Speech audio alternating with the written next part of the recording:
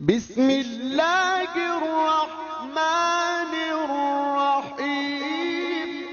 جو دنیا دین کی آڑ میں کمائی جاتی ہے کسی کام نہیں آتی، یوں ہی چلی جاتی ہے دین کی آڑ میں دین کے سوا کچھ اور نہ ہو۔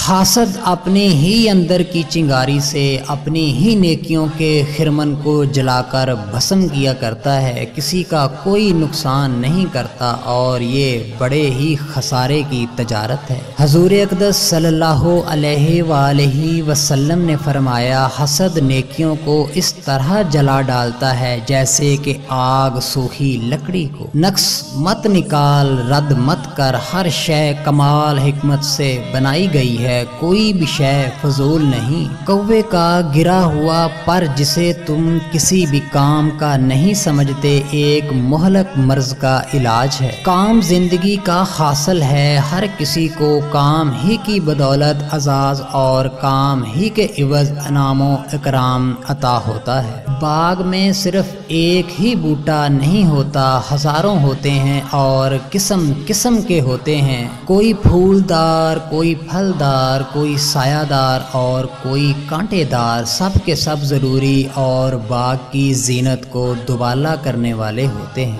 ہم جو کچھ بھی کرتے ہیں اور جو کچھ بھی پڑھتے ہیں حکم ہی کے تحت کرتے اور پڑھتے ہیں، اجر و ثواب سے بالا اور بے نیاز ہو کر۔ حکم ملا اقرا، پڑھو، بس پڑھ رہے ہیں۔ حکم کو حکم جان کر مان، اجر و ثواب کی پرواہ مت کر۔